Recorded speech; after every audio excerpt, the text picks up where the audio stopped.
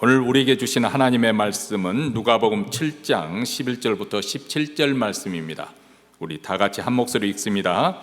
그 후에 예수께서 나인이란 성으로 가실새 제자와 허다한 무리가 동행하더니 성문에 가까이 오실 때 사람들이 한 죽은 자를 메고 나오니 이는 그 어미의 독자요 어미는 가부라. 그 성에 많은 사람도 그와 함께 나오거늘 주께서 가부를 보시고 불쌍히 여기사 울지 말라 하시고 가까이 오사 그 관에 손을 대시니 맨 자들이 섰는지라. 예수께서 가라사대 청년아 내가 내게 말하노니 일어나라 하시매 죽었던 자가 일어앉고 말도 하거늘 예수께서 그를 어미에게 주신데 모든 사람이 두려워하며 하나님께 영광을 돌려 가로되 큰 선지자가 우리 가운데 일어나셨다 하고 또 하나님께서 자기 백성을 돌아보셨다 하더라. 예수께 대한 이 소문이 온 유대와 사방에 두루 퍼지니라. 아멘. 오늘은 자녀를 위해서 한평생 눈물로 기도의 씨앗을 심어 오신 어머니의 은혜에 감사하고 또 아버지의 그 순간 희생을 기억하는 어버이 주일입니다. 한국교회에서는 이렇게 아버지 날을 미국처럼 따로 나누지 않고 어머니 날과 아버지 날을 함께 해서 어버이날로 정해서 우리가 부모님의 사랑과 은혜를 기념하고 감사하는 날로 보냅니다. 우리가 살아가면서 수없이 많은 이름을 부르지만은 그 중에서도 늘 우리 마음을 뭉클하게 뛰게 하는, 오늘도 연로하신 장로님께서 기도하다가 목이 메었던 것처럼 그 한 가지 이름, 바로 어머니 이 단어입니다. 오늘 이 자리에 계신 우리 부모님들, 특별히 어머님들은 좀 남다른, 조금 더 특별한 그런 무게를 견디면서 살아오셨습니다. 그것은 바로 언어가 통하지 않고 문화도 낯선 이 척박한 이 이민의 땅에 뿌리 내리기 위해서 당신 자신들의 이름은 지워버린 채 오직 자녀의 이름만을 붙들고 살아온 세월이 아니었습니까? 우리도 결혼하기 전에는 바로 영희 씨 그리고 미숙 씨 그렇게 불려지는 때가 있었는데, 그런데 결혼 후에 철수 엄마, 선희 엄마로 한평생을 살아왔죠. 오랜만에 자기 이름 한번 스스로 불러보세요. 그 옛날 생각이 저절로 날 거예요. 그렇죠? 어머니 손을 한번 떠올려 보시기 바랍니다. 거칠어지고 마디마다 굳어버린 그 손, 가정을 지키기 위해서 밤낮없이 땀 흘린 이민 생활의 훈장입니다. 어머니의 눈을 떠올려 보시기 바랍니다. 그 눈가에 맺힌 눈물은 물론 삶의 고달픔에서 또 애로움으로 인해서 흘린 눈물이기도 하겠지만은, 그러나 무엇보다도 우리 자녀들이 이 사회에서 주류 사회에 당당히 들어서기를 바라면서 하나님 앞에 쏟아낸 기도의 흔적이기도 하죠. 우리 자녀들은 바로 그 거친 손 위에서 자랐고 그 눈물 섞인 기도 위에 오늘을 살고 있습니다. 근데 오늘 본문에 보면은 인생의 가장 비극적인 순간과 가장 영광스러운 순간이 서로 교차하는 그런 장면이 등장하고 있습니다. 나인성이라는 작은 마을 성문 앞에서 세상에서 가장 슬픈 행렬이 있고 또 가장 위대한 생명의 행렬이 서로 마주치는 장면입니다. 바로 그 중심에는 자녀를 잃은 한 어머니의 절규가 들어 있습니다. 오늘 말씀을 통해서 이 낯선 땅에서 고단한 삶을 이어오신 모든 부모님들, 특히 어머님들, 그리고 성도들이 인생의 깊은 슬픔 속에서도 하늘로부터 임하는 그런 참된 위로를 발견하기를 바랍니다. 그리고 슬픔이 찬송으로 변하는 역사가 있기를 주님의 이름으로 축원해 드립니다. 갈릴리 작은 마을 나인성에 한 가부가 살고 있었습니다. 지금으로부터 2000년 전 유대 사이에서 남편 없이 홀로 산다는 것은 단순히 경제적인 빈곤만을 의미하는 것이 아닙니다. 그것은 의지할 사람도 또 보호해줄 울타리도 없는 세상 한복판에 팽개쳐진 그런 삶이었습니다. 그 애롭고 고단한 인생 속에서도 이 여인을 붙들어줘 준 주었던 단 한 가지 이유가 있었는데 그것은 바로 금쪽 같은 외아들이었습니다. 이 어머니는 아들을 바라보며 살았습니다. 아들의 웃음이 곧 그녀의 자신의 기쁨이었고 아들의 미래가 자신의 소망이었죠. 어쩌면 밤마다 이렇게 기도했을 것입니다. 하나님, 저는 아무래도 괜찮습니다. 이 아이만 잘 자라도록 지켜주시기 바랍니다. 이 아이만 잘 성장하여 또 잘 될 수 있도록 하나님께서 복을 주시기 바랍니다. 그리고 이 아이가 점점 자라면서 자신의 희생이 헛되지 않았다고 그렇게 스스로에게 유한 삼았을 것입니다. 이제 조금만 더 버티면 저희 아이가 장성하게 될 것이고 그러면 내 인생도 마침내 빛을 보게 될 것이야. 그렇게 하루하루를 눈물로 버텨왔습니다. 그런데 그 집에 감당하기 어려운 큰 불행이 엄습한 것입니다. 그렇게 붙들고 살았던 단 하나의 소망이 무너져 버렸던 것이죠. 그것은 바로 사랑하는 외아들이 죽은 것입니다. 여러분, 이것은 단순히 가족 구성원의 한 죽음이 아닙니다. 한마디로 이 어머니에게 살아가야 될 그 존재 이유, 그것이 사라진 사건입니다. 이제 무엇을 위해서 살아야 할까요? 누구를 위해서 일어나야 할까요? 아들의 죽음은 곧 이 여인의 인생 전체의 무너짐과 마찬가지였습니다. 자, 오늘 본문은 그 아들의 장례 행렬이 성문을 나서는 장면을 보여줍니다. 유대라는 유대 땅은 이제 더운 지역이기 때문에 사람이 죽으면 당일 장사를 지내는 그런 풍습이 있습니다. 이제 앞으로는 피리 소리가 이렇게 울려 퍼지고 뒤에서는 가슴을 치며 통곡하는 어머니와 함께, 그리고 그 어머니의 상황이 너무나도 마을 사람들에게 슬픔을 줬기에 함께 그 슬픔을 애통해하는 마을 사람들이 뒤따라갑니다. 그 행렬 한가운데는 아들의 시신이 담긴 관이 서 있고 그 뒤에는 모든 것을 잃어버린 한 어머니가 서 있습니다. 여러분, 이 장면을 여러분이 한번 상상을 해보세요. 사랑하는 아들 시신을 묻으러 관을 따라 걸어가야 하는 어머니의 발걸음, 차마 현실로 받아들일 수 없어서 흐느끼는 그 숨소리, 가슴이 찢어지는 듯한 울음소리. 이것은 단순한 장례식이 아니죠. 소망의 불이 완전히 꺼져버린 절망의 행렬입니다. 그런데 우리가 이 장면에서 한 걸음 더 뒤로 물러서서 영적인 눈으로, 영적인 관점에서 우리가 생각해 본다면 사실 이 여인만 지금 비극적인 죽음의 행렬에, 그리고 그 마을 사람들이 따라가 그 행렬에 동참해서 따라가는 것이 아니라 사실 이 땅에 태어난 모든 인생은 예외 없이 이 죽음의 행렬에 동참하고 있다는 사실을 알 수 있을 것입니다. 물론 연로하신 분들은 그 말이 맞지, 이제 죽음을 앞두고 있는 그런 시점에서 실감을 하실 거예요. 그렇지만은 이제 갓 태어난 어린아이, 한참 밝게 웃는 그런 어린이들을 볼 때 이 죽음과는 상관이 없는 것처럼 보이지만 사실 우리 삶을 아주 냉철하게 냉엄하게 살펴보면 태어난 그 순간부터 모든 인생은 그 죽음의 행렬에 동참하고 있고, 그리고 한 걸음 한 걸음 나를 살아가면서 그들이 성장하면서 점점 그 죽음에 가까워져 가는 것이죠. 예외 없이 모든 사람이 예외 없이 그 죽음을 향해서 걸어가고 있습니다. 우리가 매일 목격하는 질병이나 노쇠, 세상의 불이나 고통, 또 사람과의 관계 속에서 상처와 무너짐, 여러분, 우리 연로하신 분들은 더 이것을 실감하게 될 것입니다.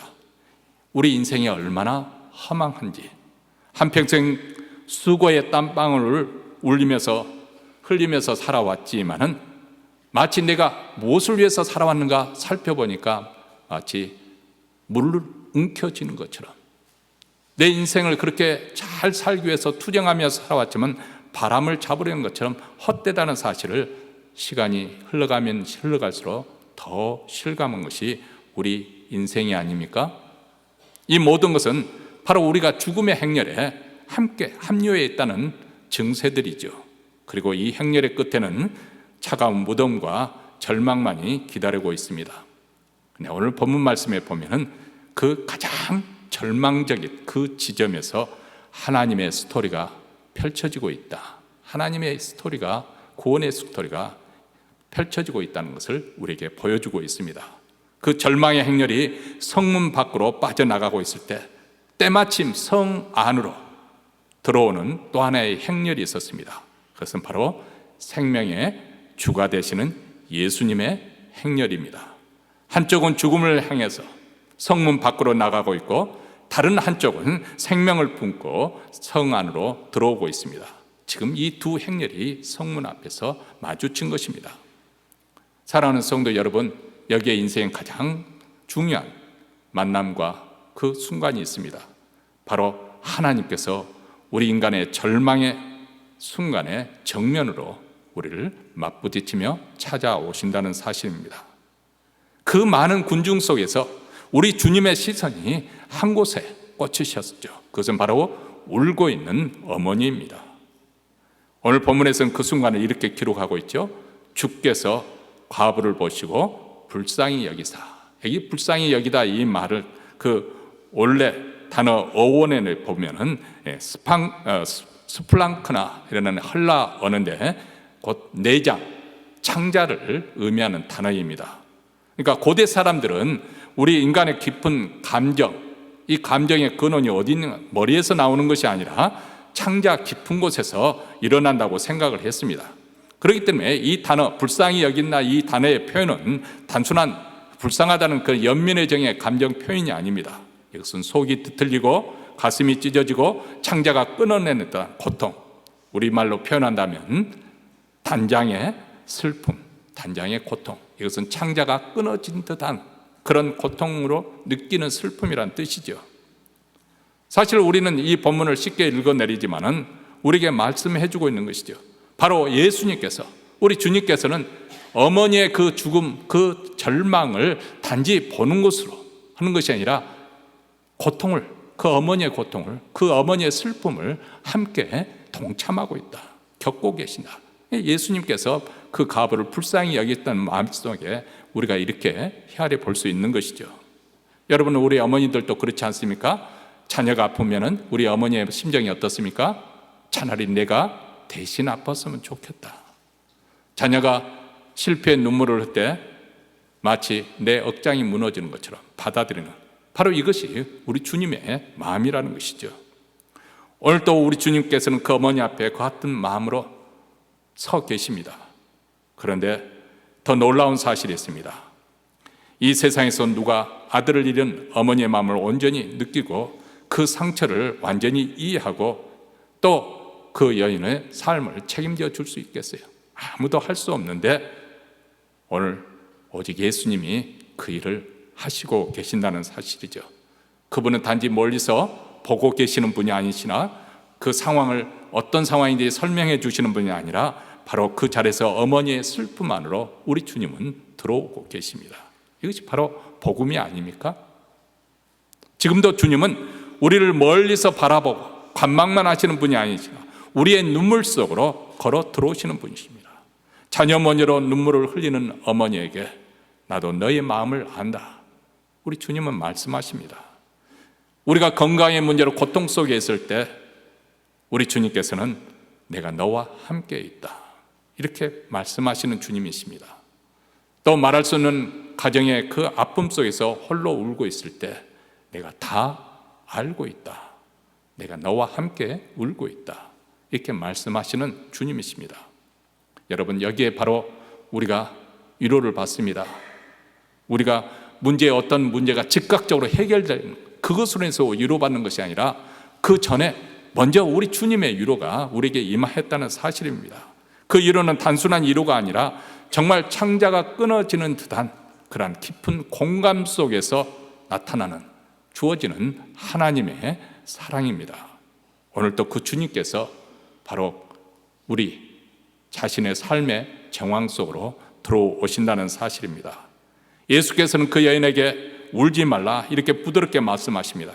그리고 가까이 다가가서 청년 시신이 담긴 칸에 손을 대십니다. 그 당시 유대 율법에 의하면 죽은 자의 시신을 직접적으로 만지거나 그런 접촉된 물건에 간접적으로 이렇게 접촉만 하는 것으로 해도 종교적으로 부정하다고 그렇게 여기는 그런 금기된 행동이었습니다. 그런데 예수님께서는 그 어떤 종교적인 그런 규범이나 사회적 관습에 매이기보다는 우리 주님께서 그 여인의 슬픔에 공감해주고 그 사랑을 표현해주기 위해서 그 스스로 자기 자신이 부정해지는 것도 감수하신 것이죠. 이것은 장차 우리 죄를 대신 지시고 가장 부정한 자리, 우리 대신 저주를 대신 담당하기 위해서 십자가를 지신 예수님께 그 모습을 예시해 주시는 모습이라고 생각이 되어집니다. 갈라디아서 3장 13절에 보면 그리스도께서 우리를 위하여 저주를 받은 바 되사 죄로 인해서 우리가 감당해야 될 그 저주의 자리를 우리 주님께서 십자가에서 감당해 주셨다는 거죠. 하나님께서도 그 사랑하는 아들이시지만은 예면하시는 그 저주를 대신 감당해야 되고 진노의 잔을 마셔야 되는 그 자리를 우리 주님께서 감당하신 것이죠. 바로 그 자리에서 우리의 부정함을 짊어지시는 그 사랑을 보여주고 계십니다. 그리고 예수께서 그 관을 붙드는 순간에 죽음의 행렬이 멈춥니다. 그리고 우리 주님께서 말씀하십니다. 청년아, 내가 내게 말하노니 일어나라. 자, 이 주님의 말씀은 창조주의 명령입니다. 창세기 1장에 거슬러 올라가면 빛이 있으라 우리 하나님께서 명령하시니까 바로 빛이 발생하였습니다. 예수님은 누구십니까? 바로 창조주 하나님의 아들이신 바로 창조주가 되십니다. 죽은 시체에서 말을 건넨다는 것은 그 당시 사람들의 상식, 아니 지금도 상식밖에 벗어나는 일이죠. 그런데 우리 주님께서 그 창조주 하나님 되시는 권세로 그 청년에게 명하실 때 죽었던 청년이 일어나 앉습니다. 숨을 쉬고 말을 시작합니다. 죽음이 떠나고 생명이 돌아왔습니다. 사람들이 어떤 반응을 보였습니까? 16절입니다. 모든 사람이 두려워하며 하나님께 영광을 돌려가르되 큰 선지자가 우리 가운데 일어나셨다고 또 하나님께서 자기 백성을 돌아보셨다 하더라. 바로 이렇게 하나님께서 아들 예수 그리스도를 이 땅에 그분이 누구신가 그것을 확실하게 보여주고 계시는데 바로 죽었던 청년을 다시 살리신 것이죠. 도대체 예수님은 누구십니까? 그로부터 시간이 지난 후에 초대교회가 세워질 때 사도 바울이 각 교회에게 편지 보내는, 특별히 골로새 교회는 성도들에게 편지를 보내는 그 골로새 1장 16절과 17절에는 예수 그리스도 그분이 누구신가 이렇게 말씀하고 있습니다. 만물이 그에게 창조되되, 우리가 보는 우주 만물 현상이 누구로 말미암아 창조가 되느냐? 바로 우리 주님 예수 그리스도예요. 창조되되 하늘과 땅에 보이는 것들, 우리 눈에 보이는 현상, 그것들만 창조된 것이 아니라 보이지 않는 것들, 예를 들면 사랑, 정의, 이런 모든 것들, 보이지 않는 영적인 세계, 그 것들, 혹은 보좌들이나 주관들이나 정사들이나 권세들이나 만물이 다 그로 말미암고 그를 위하여 이 우주 만물이 그분의 영광을 위하여 창조되었고 또한 그가 만물보다 먼저 계시고 만물이 그 안에 함께 서느니라. 자, 오늘 말씀 본문으로 돌아가면 우리에게 분명하게 우리에게 선언하고 있습니다. 예수님은 생명을 만드신 분이시고 그분은 지금도 생명을 유지케 하시는 분이고 그분은 생명을 다시 일으키시는 분이신 것을 우리에게 증언해 주고 있습니다. 그분이 말씀하시면 죽음이 떠납니다. 무덤도 열립니다. 생명이 돌아옵니다. 그래서 예수님께서는 이 가부의 불행을 행복으로 바꾸어 주셨고 슬픔을 기쁨으로 만들어 주셨습니다. 죽음을 생명으로 바꾸어 주셨습니다. 근데 여기 보면은 성경의 복음서에서 보면은 많은 기적들이 예수님께서 저들의 믿음을 보시고 기적을 많이 행하십니다. 그런데 오늘 본문은 언제나 그런 것이 아니라는 것을 알 수가 있습니다. 오늘 라인성 가변은 믿음을 고백할 그런 기록조차 없습니다. 그럴 경황조차 없습니다. 아니, 주님께 고쳐달라고 하는 그런 기도, 간절한 기도도 없습니다. 그저 무너져서 이미 죽었기 때문에 상황이 종료됐고 울고 있기만 하는 그 순간에 바로 누가 움직이십니까? 우리 주님이 먼저 움직이시는 거예요. 이것이 복음이죠. 복음이란 무엇입니까? 창조주 하나님을 우리가 찾기 전에 하나님께서 우리를 찾아오셨다는 거예요. 우리가 의롭게 살기로 결단하고 결심해서 하나님을 만나게 된 것이 아니라 우리가 아직 죄인 가운데 있었을 때, 우리가 하나님을 사랑하지도 않고 하나님을 찾지도 않는 그런 상황에서 우리 주님께서 우리를 먼저 찾아오셨다는 거예요. 우리를 만나 주셨다는 거예요. 2000년 전에 먼저 하나님께서 독생자 예수 그리스도를 십자가에 내어주셨다는 거예요. 이 십자가의 사랑을 통해서 하나님이 얼마나 죄인인 나를 사랑하시는지 그것을 확증해 주셨다는 것이, 이것이 바로 복음입니다. 우리 주님께서는 이 여인의 불행을 행복으로, 슬픔을 기쁨으로, 죽음을 생명으로 바꾸어 주셨습니다. 이 여인이 예수님께 나와서 나를 슬픔을 거둬주시고 기쁨으로 변하게 해주시고 이 죽음을 생명으로 바꿔주시고 예언하고 기도한 것이 아닙니다. 우리 주님이 마음에 긍휼함을 가지시고 그 여인을 찾아오셔서 이 놀라운 일을 벌려주셨다는 것이죠. 예수님은 살아난 아들을 어머니의 품에 직접 안겨주셨습니다. 그 품은 조금 전까지 아들을 잃고 텅 비었던 절망의 품이지만 이제는 생명의 기쁨으로 가득한 축복의 품이 되었습니다. 물론 세월이 흐른 다음에는 이 과부도 죽었을 것이고, 그리고 그렇게 살아났던 그 과부의 아들도 결국 육신의 죽음을 맞이했을 것입니다. 이처럼 이 지상에서 일어난 그 기적 또한 우리에게 잠시 기쁨을 주지만 영원하지는 않습니다. 그래서 오히려 우리는 오늘 본문에서 나타난 이 사건을 통해서 우리에게 허락되어진 진정한 부활과 우리를 위해서 예비된 영원한 이 천국 하나님의 나라, 그것을 사모하게 되는 것이죠. 오늘 나 인생에 일어났던 이 사건은 장차 우리가 맞이하게 될 그런 천국 소망에 대한 그림자, 미리 맛을 보는 그런 장면입니다.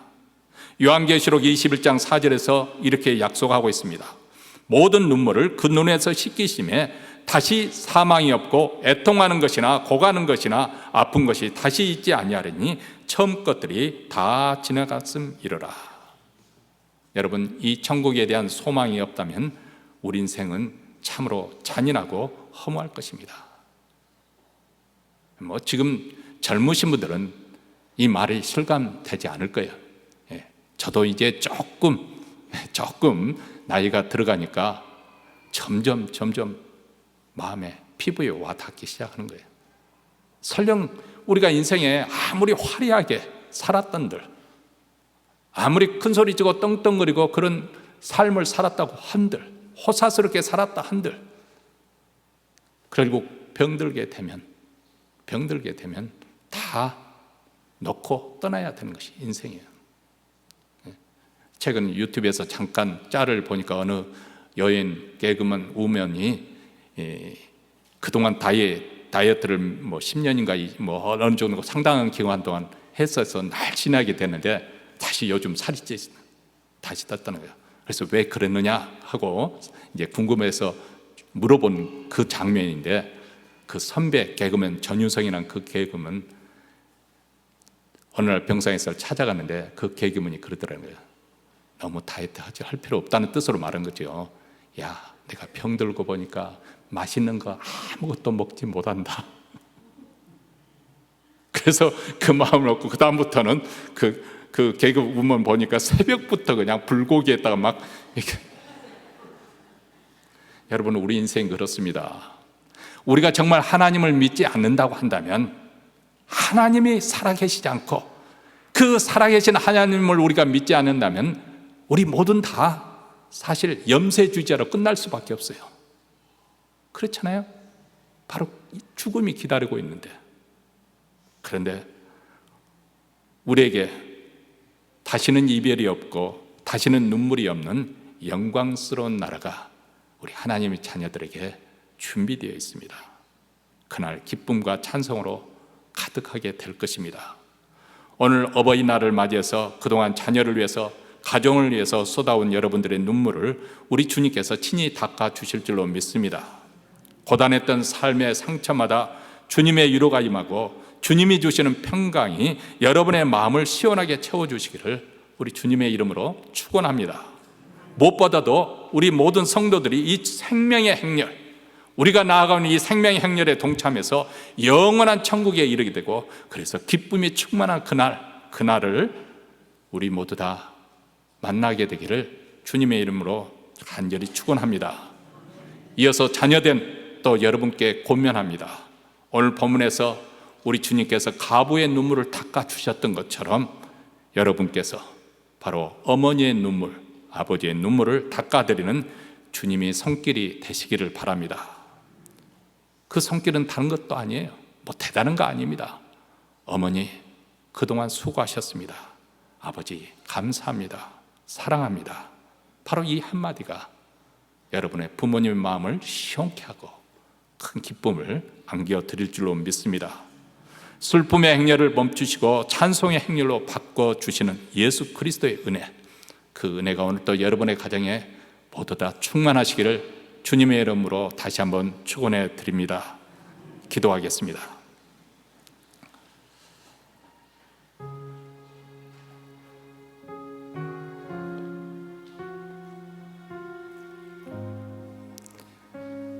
하나님 아버지, 우리가 이 땅에 태어나서 성장하는 동안 부모님의 사랑을 너무나도 당연하게, 때로는 무시하고 때로는 마음을 아프게 하고,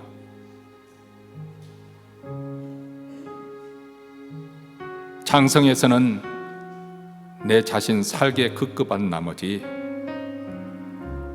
부모를 돌아볼 그런 순간도 갖지 못한 채 훌쩍 세월을 다 보내었습니다. 어느덧 부모가 되었고 자녀를 키우고 자녀들이 장성하고, 이러한 모든 순간 속에 혹시라도 우리가 하나님의 은혜와 사랑을 너무나도 당연하게, 또 하나님께서 우리에게 주신 구원을 너무나도 소홀히 하게 여기지 있지는 않은지,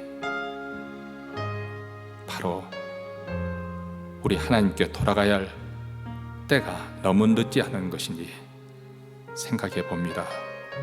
하나님, 이 세상에 어머니를 만드셔서 이를 통해서 하나님의 손길을, 하나님의 눈길을, 하나님의 손발이 되어서 자녀들을 양육해 가신 우리 하나님의 창조의 놀라운 창조의 신묘함을 우리가 깨닫게 되고, 오늘 이 시간 다시 한번 어버이에 대한 은혜와 사랑을 잊지 아니하고 또 이를 허락해 주신 하나님께 영광을 돌려드리는 복된 하루가 되기를 원합니다.